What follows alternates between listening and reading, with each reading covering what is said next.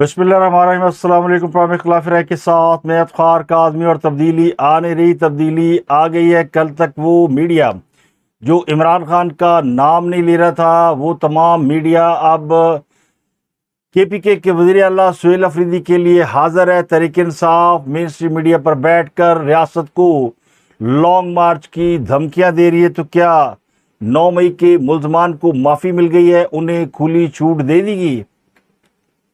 तो क्या 9 मई के मुल्ज़मान को माफ़ी मिल गई है, उन्हें खुली छूट दे दी गई है, या मौत दिखाकर बुखार पर राज़ी किया जा रहा है? तो पाकिस्तान के सियासी हालात में कब किस वक्त तब्दीली आ जाए कोई नहीं जानता, और कुछ इसी किस्म की तब्दीली अब नज़र आ रही है। 9 मई के मुल्ज़मान मास्टरमाइंड मेन स्ट्रीम चैनल पर बैठकर रियासत को रौंदने के दावे कर रहे हैं। तो क्या वज़ीर दाखिला मोहसिन नकवी ने जिन कॉकरोचेस की बात की थी उनको खुला छोड़ दिया गया है, और इन कॉकरोच का ताल्लुक तहरीक इंसाफ से है, जो मंगल के रोज सुप्रीम कोर्ट के बाहर धरना देंगे और जुमेरात को अडयाला जेल के बाहर धावा बोलेंगे? तो अचानक तहरीक इंसाफ पर मेन स्ट्रीम मीडिया पर पाबंदी कैसे ख़त्म हो गई?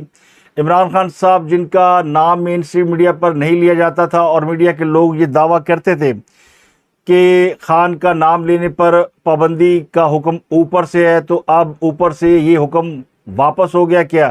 क्योंकि मीडिया अब इमरान खान को बानी चेयरमैन की बजाय इमरान खान के नाम से लिख और पुकार रहा है। तो क्या ये हुकूमत के खिलाफ कोई साजिश शुरू हो गई है, या वो साजिश जोर पकड़ गई है जो कुछ देर पहले शुरू हुई थी, जिसकी एक झलक हमने पिछले दिनों एक सनतकारों और बिजनेसमैन के इजलास में देखी थी? अब मैं आपको एक और बड़ी अहम बात बताने जा रहा हूं, जो शायद बहुत से लोगों ने नोटिस की हो, कि पाकिस्तान के मेन स्ट्रीम मीडिया पर इस वक्त तहरीक इंसाफ छा गई है, और सुहेल अफरीदी के तमाम मीडिया चैनल पर एक के बाद एक इंटरव्यू नशर हो रहे हैं, और उन इंटरव्यू में वो तहरीक इंसाफ के गिरफ्तार शुदगान को मजलूम और 9 मई के मुल्ज़मान को मासूम करार दे रहे हैं। तो आज इनके दो इंटरव्यू हैं, एक ARY पर और दूसरा जियो पर। 2 दिन पहले भी जियो पर इंटरव्यू हो रहा था। तो मैंने आपको कहा था कि जियो अब अपनी पोजीशन तब्दील करेगा, तो जियो ने वाज़ेह तौर पर अपनी पोजीशन तब्दील करना शुरू कर दी है। जियो टेलीविज़न, जो एक ज़माने में हुकूमत के बहुत करीब समझा जाता था, जिससे तहरीक इंसाफ को हमेशा शिकायत रही है, जियो वो चैनल है जिसके मालिक मीर शकील रहमान को इमरान खान ने अपने दौरे हुकूमत में जेल में डाल दिया था। 8-9 महीने वो जेल में रहे थे, और इसी जियो को मौजूदा हुकूमत ने 15 रोज़ के लिए बंद कर दिया। तो लगता है कि जियो वालों को वो 9 माह की जो सज़ा है वो कम नज़र आई, वो भूल गए, और 15 रोज़ का चैनल बंद किया जाना ज़्यादा बुरा लगा है। तो जियो ने तहरीक इंसाफ के यूट्यूबर तक को डिस्कस करना शुरू कर दिया है। शहबाज गिल, सदीक जान और जो भी XYZ, और वो लोग जो तहरीक इंसाफ के हक में बात करते थे, वो तजिया निगार, वो वापस जियो पर नज़र आना शुरू हो गए। तो पाकिस्तान के मेन स्ट्रीम मीडिया के ऊपर जो एयर टाइम है वो अब तहरीक इंसाफ को डेडिकेट कर दिया गया। तो वो तमाम बातें जो यूट्यूबर डिस्कस करते हैं और मेन स्ट्रीम मीडिया पर वो डिस्कस नहीं होती थी, अब वो एलानिया डिस्कस हो रही है। तो इसका मतलब है कि कहीं से कोई इशारा हुआ है, या फिर उन्हें इस बात की इजाज़त दे दी गई है। तो इस साजिश के ताने बाने जो है वो एक बड़े घर की जानब जा रहे हैं, जिससे साबित होता है कि मीडिया में इमरान खान का नाम लेने पर ना हुकूमत ने पाबंदी लगाई, ना इन्होंने हटाई। जिन्होंने लगाई थी उन्होंने हटा दी है, और हटाने की वजह साफ ज़ाहिर है कि हुकूमत पर दबाव डालना है। अहम बात यह कि वज़ीर दाखिला मोहसिन नकवी आज भी काबीना के इजलास में गैर हाज़िर थे। कल तक ये खबर थी कि वो इजलास में आएंगे और अपने बयान की वजाहत करेंगे, मगर वो मौजूद नहीं थे। दूसरा, पीपल पार्टी ने हुकूमत के ऊपर ठीक ठाक प्रेशर बढ़ा दिया है। आज़ाद कश्मीर के इलेक्शन को लेकर पीपल पार्टी शदीद रद्द-ए-अमल का मुजाहरा कर रही है, और जब से मुस्लिम लीग नून ने 2/3 अक्सरियत के साथ हुकूमत बनाने का ऐलान किया है, तो पीपल पार्टी आपे से बाहर हो गई है।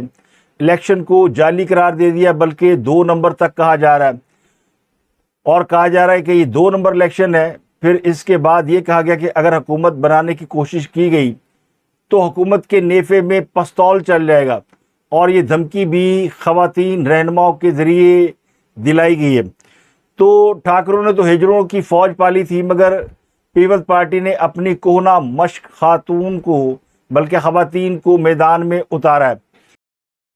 तो राना सनाउल्लाह साहब ये कहकर फंस गए कि इंतखाबी नताइज के मुताबिक मुस्लिम लीग नून 2/3 एक सीट से हुकूमत बनाएगी। तो पीपल पार्टी वालों ने एक नहीं, दो नहीं, मुसलसल 3 प्रेस कॉन्फ्रेंसें की और ये कहना शुरू कर दिया कि 2 नंबर इलेक्शन के बाद सियासी क़यामत ज़्यादा दूर नहीं है। पीपल पार्टी की 3 खवातीन, शैला रज़ा, शर्मिला फ़ारूकी और पलवशा खान, तीनों बड़ी दबंग पार्लियामेंटेरियन है और अपने मिसाली किरदार की वजह से ऑलरेडी जानी मानी है। तो जो नेफे में पिस्तौल चलाने की मिसाल देते हुए भी ज़रा सी नहीं घबराई, ना उनकी ज़ुबान लड़खड़ाई, तो फिर आप समझ लें कि वो कितनी दबंग खातून है।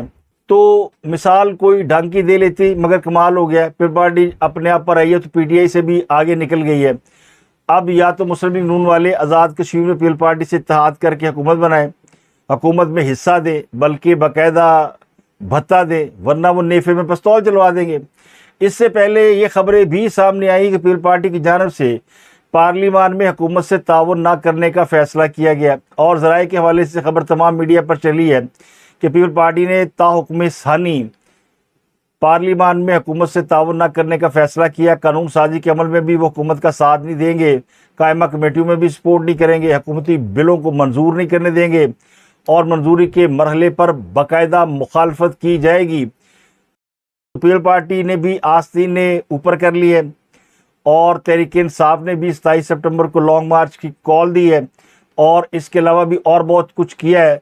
लेकिन पहले ज़रा हम पीपल पार्टी और मुस्लिम लीग नून वाला मामला सीधा कर लें और फिर आते हैं उस खबर की तरफ जो कि तब्दीली की तरफ जा रही है। तो राना सनाउल्लाह ने वफाकी वज़ीर अमीर मुकाम के हमरा प्रेस कॉन्फ्रेंस करते हुए कहा कि उल्टी गिनती करने वाले खुद भी सीधे हो जाएं तो इनकी गिनती भी सीधी हो जाएगी। उन्होंने दावा किया कि पीपल पार्टी धांधली का शोर कर रही है, हालांकि इनके पास कोई सबूत नहीं है। और ये भी कहा गया कि धरना देने वाले आज़ाद कश्मीर का इलेक्शन रोकना चाहते थे, लेकिन वो कामयाब नहीं हुए। तो अब 2/3 एक सीट के बाद नून लीग आराम से हुकूमत बनाएगी, जिसके बाद पाकिस्तान पीपल पार्टी की रहनुमा पलवशा खान, शैला रज़ा और शर्मिला फ़ारूकी ने मुश्तरका प्रेस कॉन्फ्रेंस में आज़ाद कश्मीर में इंतखाबात में धांधली का इल्ज़ाम लगाया, बेज़ाब्तगियों के इल्ज़ाम आयद किए और ये कहा कि उनके पास तमाम शवाहिद मौजूद है कि मुस्लिम लीग नून ने इलेक्शन में धांधली की है। इस मामले में वो खामोश नहीं रहेंगे। उन्होंने इस बात पर इतराज़ किया कि हुकूमती वज़रा ने दोपहर 12 बजे अपनी जीत का ऐलान कर दिया और आज़ाद कश्मीर में मुबैना धांधली करके हुकूमत बनाने की कोशिश की जा रही है। उसके बाद शर्मिला फ़ारूकी साहब आई और उन्हें पंजाब की धज्जियाँ उड़ा दी। पंजाब में गवर्नर्स के ऊपर उन्होंने सवाल उठाए और कहा कि कैसा पंजाब है जहाँ पर बंदूक उठाकर हर किसी को गोली मार दी जाती है। सिंध तो बहुत अच्छा है क्योंकि वहाँ किसी को गोली नहीं मारी जाती, अदालत में पेश किया जाता है। फिर उन्होंने कहा पंजाब में तो खवातीन के साथ थाने के अंदर ज्यादती होती है और सीसीडी दरअसल डेथ स्क्वाड बना हुआ है। पंजाब में सीसीडी ने 670 इनकाउंटर किए हैं, तो क्या अदालतें बंद हो गई हैं? तो ये बात कौन कर रहा है? ये बात कर रही है शर्मिला फ़ारूकी साहिबा और पीपल पार्टी, जिसके दौरे हुकूमत में कराची के अंदर एक्स्ट्रा जुडिशल किलिंग की इस्तिलाह मुतारफ़ कराई गई थी। तो अब ये सीसीडी और एक्स्ट्रा जुडिशल किलिंग की बात वो जमात कह रही है जिसने 90 की दहाई में कराची के अंदर एक्स्ट्रा जुडिशल किलिंग की ऐसी मिसालें कायम की कि आज तक वो ख़ानदान मौजूद है जिनके बच्चे एक्स्ट्रा जुडिशल किलिंग में मारे गए। क्योंकि ये मामला पीपल पार्टी और नून लीग का है, हमारा मामला नहीं है। दोनों जमातें एक दूसरे के ऊपर इलेक्शन को लेकर तनकीद कर रही हैं और फिर दोनों जमातों के सरबराहान ये समझते हैं कि ये बड़ी हेल्दी तनकीद है। तो ये हेल्दी क्रिटिसिज्म इनको मुबारक हो। लेकिन इन खवातीन के जवाब में पंजाब की भी खातून वज़ीर इत्तलात मैदान में आ गई और कहने लगी उफ़ अल्लाह, पंजाब की कारकर्दगी पर मेरे मुकाबले में तनकीद करने 3 खवातीन को भेजना पड़ा, वो भी इस सूबे की जिनसे मीर रज़ा के केस की 2 नंबरियाँ संभाली नहीं जाती, तो तुमसे ना हो पाएगा। तो ये उज़्मा बुखारी साहिबा ने इन तीनों खवातीन को जवाब दिया, क्योंकि उज़्मा बुखारी साहिबा का ख्याल ये कि ये तीनों खवातीन उनके जवाब में लॉन्च की गई हैं, क्योंकि वो प्रेस कॉन्फ्रेंस कर रही थी। उन्होंने सिंध के ऊपर सवाल उठाए, उन्होंने सिंध की कारकर्दगी के ऊपर बात की और भी कई मामला के ऊपर बात की, फिर पार्टी को तनकीद का निशाना बनाया। हालांकि तीनों खवातीन एक्चुअली राना सनाउल्लाह की प्रेस कॉन्फ्रेंस के जवाब में प्रेस कॉन्फ्रेंस करने आई थी। तो दोनों जमातों में जब मुहाज़राई अरूज पर है, उसमें तीसरी जमात तहरीक-ए-इंसाफ की अचानक एंट्री हो जाती है और मेन स्ट्रीम मीडिया पर अचानक पीटीआई होना शुरू हो गई है। सुहेला अफरीदी साहब जो कि अदालतों से जिनके वारंट गिरफ्तारी निकले हुए हैं, रेडियो पाकिस्तान केस में वो बाकायदा कन्विक्टेड हैं और पाकिस्तान की फ़ौज के ऊपर उन्होंने जिस किस्म का संगीन इल्ज़ाम लगाया था, जिसमें उन्होंने कहा था कि ये मसाजिद के अंदर खुदा न खास्ता घोड़े बांधते हैं, इस किस्म के इल्ज़ाम लगाने वाले शख्स को मेन स्ट्रीम मीडिया पर अलाउ किया गया और वो मेन स्ट्रीम चैनल पर बैठकर उन लोगों की मासूमियत की बात कर रहा था जो 9 मई के केसेस में जेलों के अंदर है और सजाएं काट रहे हैं। पंजाब की जेलों में यास्मीन राशिद, एजाज चौधरी और इन जैसे 4-5 लोग कैद हैं, इसके अलावा और भी लोग। तो इन सब के बारे में वज़ीर आला केपी के सुहेल अफरीदी का मौक़िफ़ ये है कि ये बेगुनाह है, बेकसूर है और इनको अंदर किए जाने पर पाकिस्तान की अवाम बड़े गुस्से में है, खासकर पाकिस्तान का नौजवान बड़ा गुस्से में है। और ये बातें हमें सुहेल अफरीदी साहब ने बताई, वरना हमें तो पता ही नहीं था कि पाकिस्तान का नौजवान गुस्से में है। और वसीम बदामी और हामिद मीर के प्रोग्राम में उन्होंने हुकूमत पर इल्ज़ाम लगाए और ये कहा कि 5,300 अरब रुपए की करप्शन हुई है, इस पर कोई बात नहीं कर रहा। और उन्होंने कहा कि इमरान खान के दौर में जीडीपी 6.1% था और मौजूदा दौर हुकूमत में वो गिर गया। तो किसी एंकर की, किसी मेज़बान की ज़ुबान से कोई काउंटर क्वेश्चन नहीं निकला कि खान साहब ने तो मुल्क को दिवालिया होने तक पहुंचा दिया था और पाकिस्तान में रेमिटेंस कितने कम हो गए थे और फिर खान साहब ये क्या करते थे, ये मुल्क टूट जाएगा, 3 हिस्से हो जाएंगे। तो जिस तरह एंकरों ने अपनी पोजीशन बदली है, मीडिया चैनल ने अपनी पोजीशन बदली है, वो हैरान कुन है।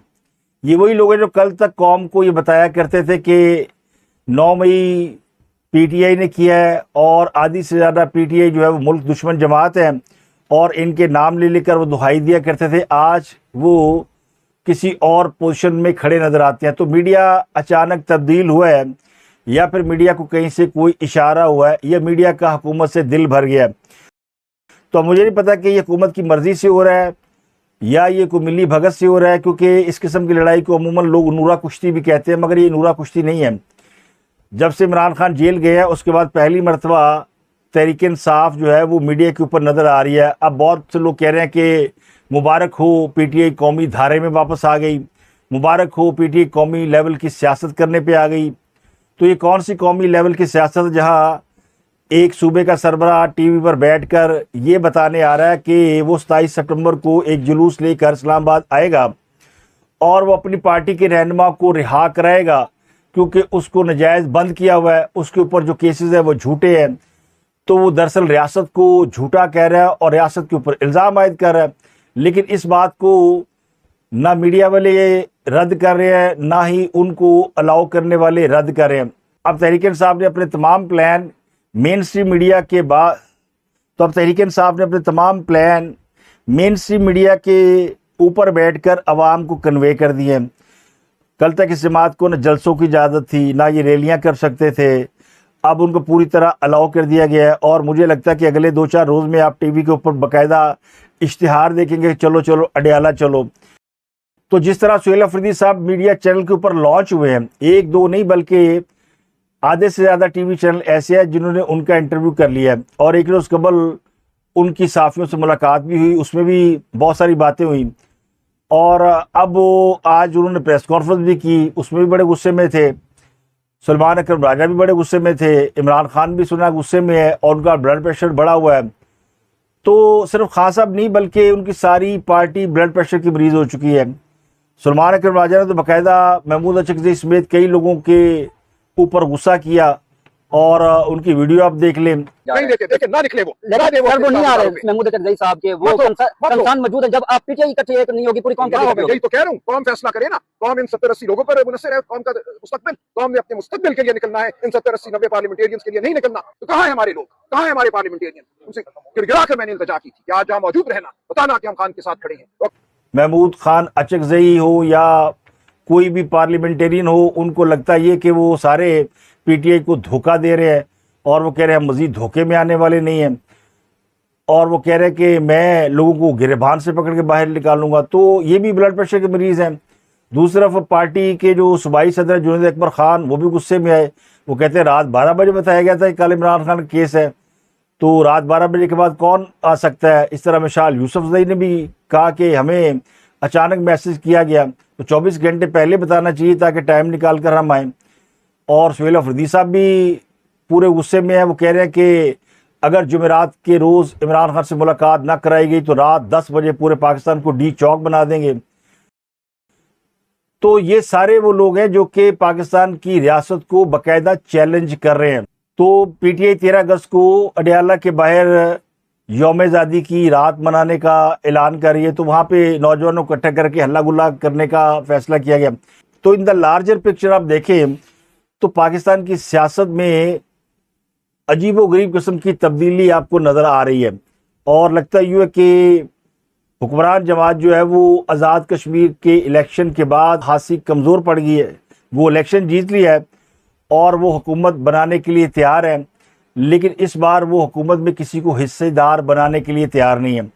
और पीपल पार्टी को आदत पड़ गई है कि हर काम में से, हर बात में से उन्होंने हिस्सा लेना है। फेडरल गवर्नमेंट में भी उनका हिस्सा है, सेनेट में भी उनका हिस्सा है, कौमी असम्बली में भी उनका हिस्सा है और गवर्नरशिप में भी उनका हिस्सा है। सूबों के अंदर भी उनकी हुक्मरानी है, गिलगित बल्तिस्तान में भी वो हुक्मरान है। तो फिर आज़ाद कश्मीर में अकेली मुस्लिम लीग नून कैसे हुकूमत बना सकती है? तो एक तो ये वजह तनाज़ा है। जरदारी साहब बड़े पुराने खिलाड़ी हैं और जरदारी साहब की जो गेम है वो पूरे ज़ोरों पर है। पिछला हफ्ता उन्होंने लाहौर में गुजारा और उन्होंने कुछ आम लोगों से मुलाकात की, जिसके बाद आपको पिक्चर बदलती हुई दिखाई दे रही है। और उससे पहले भी जो वज़ीर दाखिला मोहसिन नकवी ने तकरीर की वो भी सबके सामने है, जिसकी उन्होंने वजाहत करने की कोशिश की कि हुकूमत 5 साल पूरे करेगी। प्राइम मिनिस्टर साहब सऊदी अरब जा रहे थे और field marshal general Asim Munir को उनके साथ जाना था, तो उससे पहले मुनासिब समझा गया कि ये तासुर दूर किया जाए कि इस्टेब्लिशमेंट और हुकूमत में कोई इख्तलाफ है। तो इस बुनियाद पर मोहसिन नकवी साहब ने वो जो सुलह जो वाला बयान था, अपने 2 बंदे बुलाए और उनसे बात करके कहा कि मेरा मतलब ये नहीं था, मेरा मतलब वो था, और हुकूमत कहीं नहीं जा रही और शहबाज शरीफ वज़ीर-ए-आज़म रहेंगे। जिसके बाद सऊदी अरब का दौरा हुआ, वहाँ पे मक्का अकॉर्ड हुआ, वहाँ पे हरम शरीफ के अंदर अहद व पैमा हुए और फिर लोग वापस आ गए। वापस आके काबीना का इजलास भी आज हुआ, उसमें प्राइम मिनिस्टर ने ब्रीफिंग भी दी, बताया भी कि मक्का अकॉर्ड क्या है और आज़ाद कश्मीर के हवाले से भी उन्होंने कहा कि इलेक्शन के बाद जो लोग नाराज़ हैं उनसे बातचीत का सिलसिला शुरू किया जाएगा। तो उन्होंने एक अच्छा पैगाम दिया, लेकिन वो वापसी के बाद जो माहौल है वो पहले वाला माहौल वापस आ गया, जो कि मोहसिन नकवी की तकरीर के बाद पैदा हुआ था। कल ये मेरे पास न्यूज़ थी कि शायद वो इजलास में शामिल हों कैबिनेट के और उसमें अपने बयान की वजाहत करें, लेकिन बाद में ये इतलात आई कि या उन्हें मना कर दिया गया है या वो खुद नहीं आए। और उसके बाद फिर हमने देखा कि अचानक ही वो जैसे मुर्गी के चूज़ों के ऊपर एक टोकरा रखा होता है ना, वो टोकरा हटा लिया गया और चूज़े जो है वो फुदकना शुरू हो गए। तो आपको मेन स्ट्रीम मीडिया पर पीटीआई पूरी तरह हावी नज़र आती है। अब हो क्या सकता है? क्या मुस्लिम लीग नून जो है वो पीपल पार्टी से ख़ुद को अलहदा करेगी? क्योंकि पीपल पार्टी तो मैं ना मानूं वाली बात पे अड़ी हुई है और जरदारी साहब इस्तीफ़ा नहीं देंगे। अगर कोई सोचता है कि वो गवर्नरशिप छोड़ देंगे, इस्तीफ़े देंगे, तो वो नहीं देंगे। उनकी पार्टी के ज़रा कहते हैं कि अगर कोई हटा सकता है तो हटा ले, ये तो हम नहीं छोड़ेंगे, लेकिन आज़ाद कश्मीर में हिस्सा नहीं दोगे तो फिर हम तुम्हें नहीं छोड़ेंगे। और अगर हुकूमत कोलैप्स करती है तो फिर सारे ही जाएंगे। और दूसरा, एक रोज़ कबल केपीके के जो वज़ीर इत्तलात हैं शफ़ी जान, उन्होंने एतराफ़ किया था कि पीपल्स पार्टी वालों ने उनसे रब्ता किया है और उनकी मेन जो क़यादत है उससे पीपल पार्टी की सफ़े अवल की क़यादत का रब्ता हुआ। तो पीपल पार्टी पीटीआई को भी अपने साथ मिलाने के लिए लॉबिंग कर रही है और शायद यही वजह है कि जो पीपल्स पार्टी के करीब लोग हैं उन्होंने पीटीआई के लिए आसानियाँ फराहम कर दी हैं।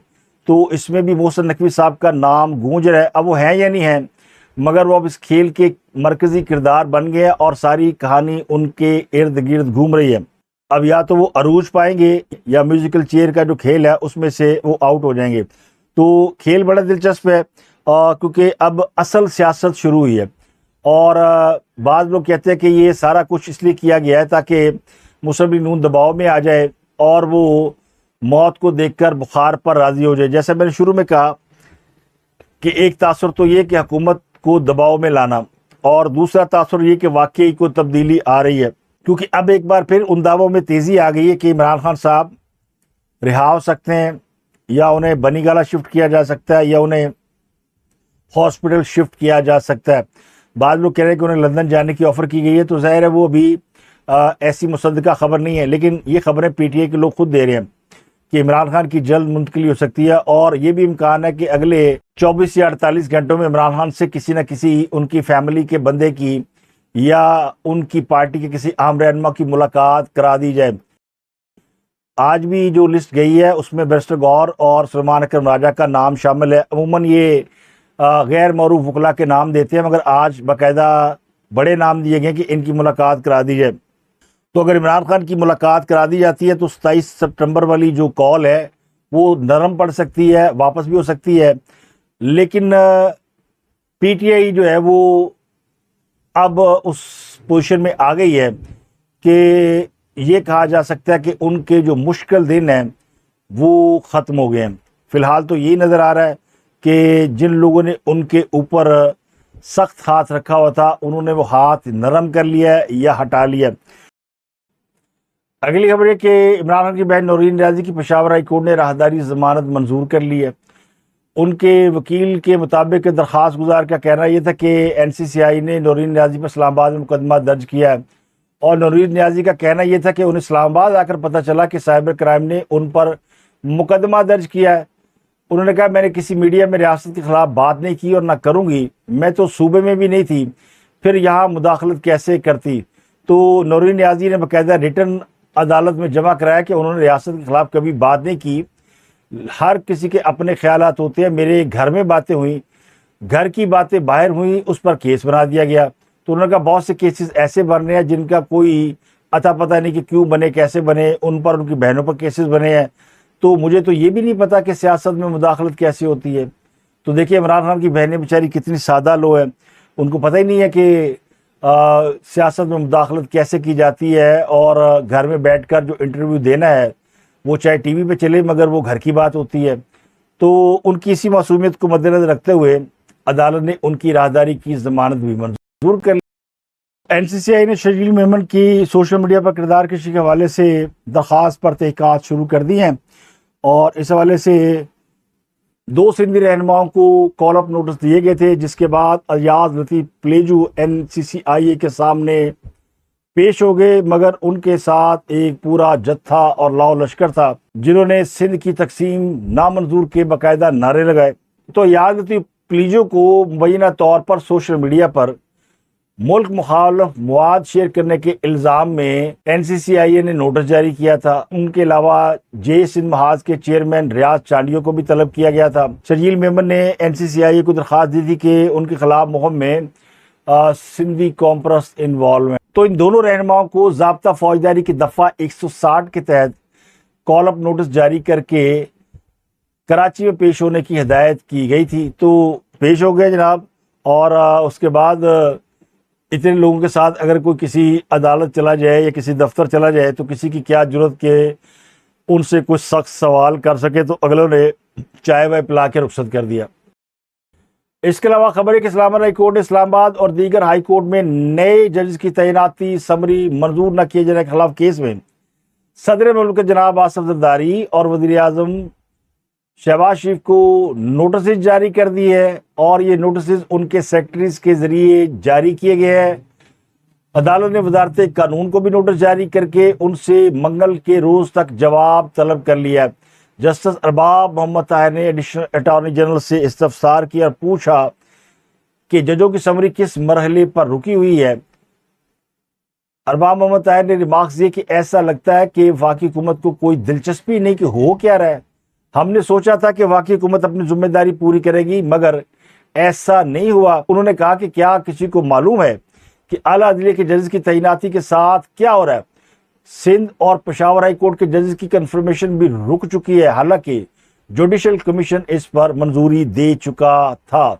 तो उन्होंने कहा कि इस तरह समरी पर बैठा नहीं जा सकता। पहले तो 15 दिन भी नहीं हुए थे, अब 18 दिन गुजर चुके हैं। दौरान समाअत वकील जाहिद आसफ चौधरी ने कहा कि आइन इस हवाले से बिल्कुल वाज़ेह है, वक्त गुजर जाए तो इसके कानूनी नतायज मुरतब होते हैं। सदर मुमलिकत इस तरह समरी रोककर नहीं बैठ सकते। और एडिशनल अटार्नी जनरल ने अदालत को बताया कि सदर अब समरी मुस्तरद भी नहीं कर सकते। तो इस्लामाबाद हाई कोर्ट ने वफाकी हुकूमत से मंगल के रोज़ तक जवाब तलब करते हुए केस की समाअत मुलतवी कर दी है।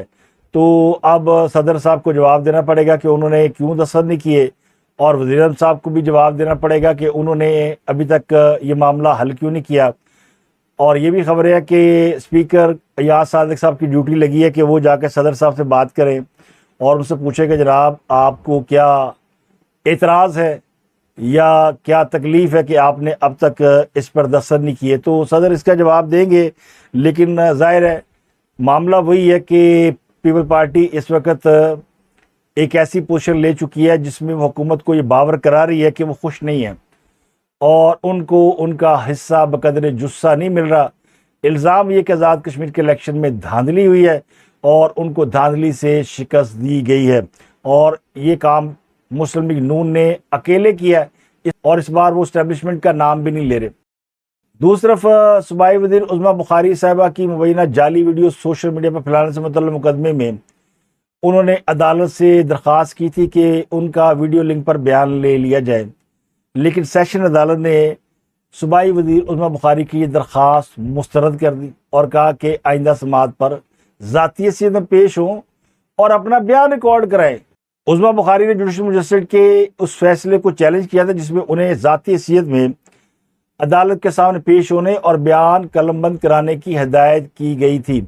अब ये वो केस है जिसमें सूबाई वज़ीर ने फेक वीडियो सोशल मीडिया पर नशर और वायरल किए जाने के मामले पर तहरीक इंसाफ की वो जो दो तोतली बहनें हैं, सनम जवेद और फलक जवेद, उनमें से फलक जवेद के खिलाफ कौमी साइबर क्राइम तहकीकाती इदारे में मुकदमा दर्ज करा रखा है और फलक जवेद इस मुकदमे में जेल के अंदर है। लेकिन वज़ीर साहिबा बयान रिकॉर्ड कराने नहीं पहुंची और वीडियो लिंक पर बयान रिकॉर्ड कराने की दरख्वास्त की, तो अदालत ने कहा कि सॉरी, आपको ज़ाती तौर पर पेश होना पड़ेगा। तो यह अदालत ने उज़्मा बुखारी साहिबा को रिलीफ देने से इनकार कर दिया।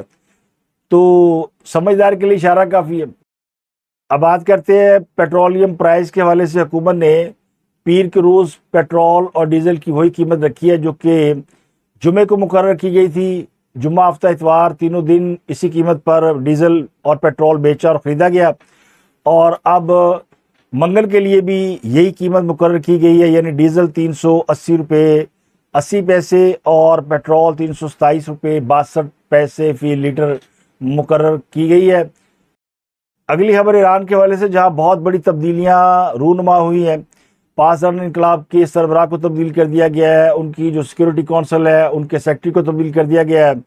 बाकर जुल्कदर, जिन्होंने कल बड़ा सख्त बयान दिया था और 6 शराइत पेश की थी अमेरिका को कि जब तक वो ये शराइत नहीं मानेगा उस वक़्त तक अमेरिका के साथ सुलह नहीं हो सकती, तो अब उनको तब्दील कर दिया गया है। उनकी जगह पे भी नए साहब आ गए हैं और मेजर जनरल अली रानी को ईरानी फ़ौज का चीफ मुकर्रर किया गया है, यानी चीफ ऑफ जनरल स्टाफ होंगे। इसके अलावा मेजर जनरल अहमद वहीदी को पासदार इनकलाबी का सरबराह बनाया गया। मोहसिन रज़ाई को सुप्रीम नेशनल सिक्योरिटी काउंसिल का नया सेक्रेटरी मुकर्रर कर दिया गया।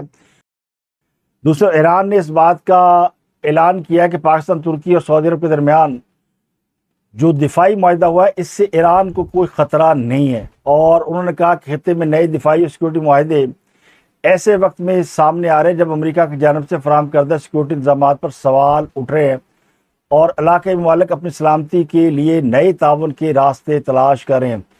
तो अब ईरान को पाकिस्तान, सऊदी अरब और तुर्की के माहिदे पर कोई एतराज़ नहीं है, तो बाकी लोगों के पेट में अब दर्द नहीं होना चाहिए जो इस बात से नाखुश हैं, जो इस बात के दावे कर रहे हैं कि ईरान इस माहिदे के ख़िलाफ़ है और ये माहिदा जो है ये ईरान के ख़िलाफ़ किया गया है।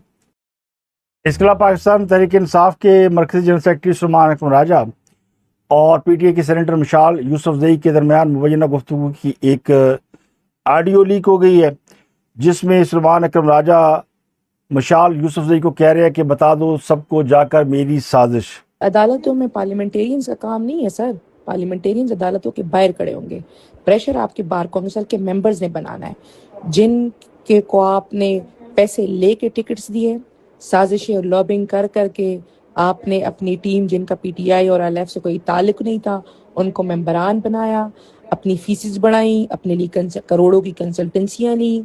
किधर है पंजाब बार काउंसिल के मेंबर्स? आपने की है साजिशें।